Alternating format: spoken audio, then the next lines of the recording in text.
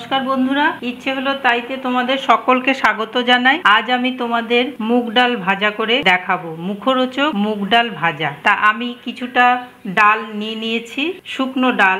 এবার একটা বাটিতে, এর থেকে বড় একটা বাটিতে ডালগুলো ঢেলে নেব। এবার ডালগুলো ধুয়ে ফিরে আসছি। ডালটা ভালো করে ধুয়ে নিয়েছি আর তাতে জল দিয়ে দিয়েছি, আর তার মধ্যে দিচ্ছি খানিকটা খাবার সোডা। খানিকটা বলতে 1 চামচের 1/3, মানে হাফেরও কম একটু খাবার সোডা দিয়ে প্রায় 2 ঘন্টা ভিজিয়ে রাখবো। এইভাবে একটু নাড়িয়ে মিশিয়ে দিলাম। 2 ঘন্টা ভিজিয়ে রাখবো, ঢেকে রেখে দেবো। আর ফিরে আসছি 2 ঘন্টা পর। ফিরে এলাম 2 ঘন্টা পর। এবার আমি এই জলটাকে ছেঁকে নেব, স্ট্রেনারে করে জলটাকে ছেঁকে নেব। স্ট্রেনারে এবার আমি দুটো টিস্যু পেপার ছড়িয়ে দিয়েছি, আর তার মধ্যে এবার এই ডালটাকে জল ঝরাতে দেব।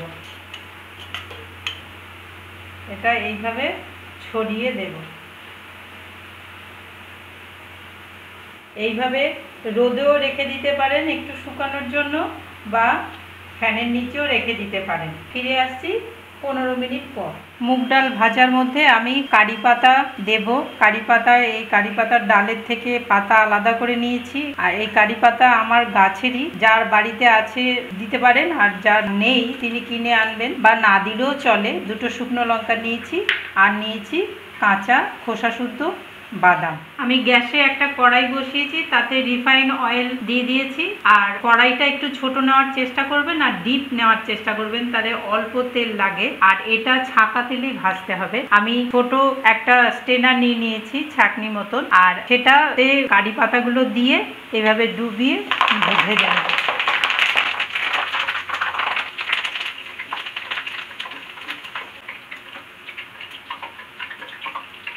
বেশি ভাজার দরকার নেই। এইভাবে ভাজলে কি হয়, ছেঁকতে খুব সুবিধা হয়, আর ছড়ায় না, তুলতে সুবিধা হয়।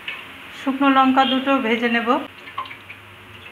লঙ্কার পরিমাণটা আপনারা কম বেশি করে নিতে পারেন, যারা ঝাল বেশি খাবেন। আমি ডালের পরিমাণ আমি যতটা নিয়েছি সেই অনুপাতে দুটো লঙ্কাই ঠিক আছে। এবার যে কাঁচা বাদামগুলো রেখেছিলাম সেগুলো ভেজে নেব।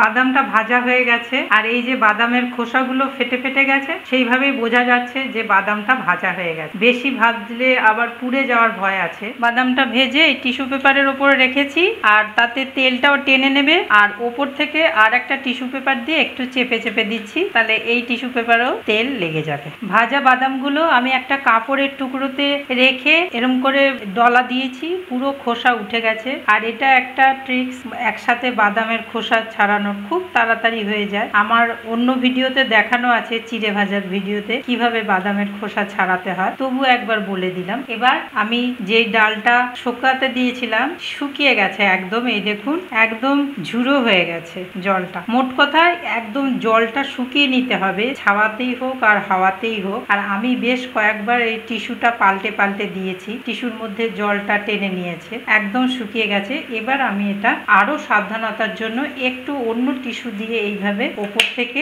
চেপে নেব। গ্যাসে আমি একটা ছোট্ট ফ্রাই প্যান বসিয়ে দিয়েছি, আর তাতে অনেকটা তেল দিয়েছি, কেননা এটায় তেল বেশি লাগবে না, কিন্তু ভাজার জন্য বেশি তেল লাগবে। আর আমি যে ডালটা ভিজিয়ে শুকোতে দিয়েছিলাম একদম ঝুরঝুর করছে, দেখুন খুব সুন্দর শুকিয়েছে। এবার আমি একটা বড় ছাঁকনির সাহায্যে এই ডালগুলো আস্তে আস্তে দেব, আর ভেজে নেব পরিমাণ মতন।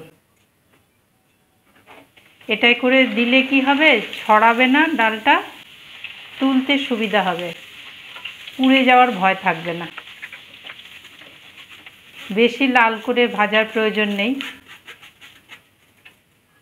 এবার আমি টিস্যু পেপারের ওপর এটা ছড়িয়ে দেব। এইভাবে সমস্ত ডালটাই আমি ভেজে নেব।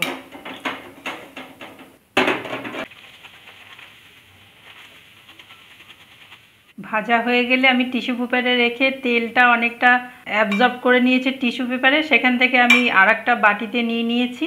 এবার তাতে সামান্য লাল লঙ্কার গুঁড়ো দেব টেস্টের জন্য, এটা যার ইচ্ছে সে নাও দিতে পারেন। একটু চাট মশলা দেব, সামান্য বিট লবণ দেব, আর দেব শুকনো লঙ্কা ভেজে রেখেছিলাম, আর কারি পাতা ভেজে রেখেছিলাম, সেই কারি পাতা আর বাদাম। এবার এগুলো সব মিক্সড করে পরিবেশনের জন্য রেডি হয়ে গেল। বাড়িতে গেস্ট এলে দিতেও পারেন, আবার নিজেরাও সন্ধেবেলায় টিফিন করতে পারেন। এইভাবে গোটা ভিডিওটা আমার সাথে থেকে দেখলেন বলে আপনাদের সকলকে অশেষ ধন্যবাদ জানাই। এইভাবেই আমার সঙ্গে থাকবেন, আর যারা সাবস্ক্রাইব করেননি তারা সাবস্ক্রাইব করবেন, শেয়ার করবেন, লাইক দেবেন, কমেন্ট দেবেন কীরকম লাগলো। আর দেখা হবে তাহলে নেক্সট ভিডিওতে। বাই।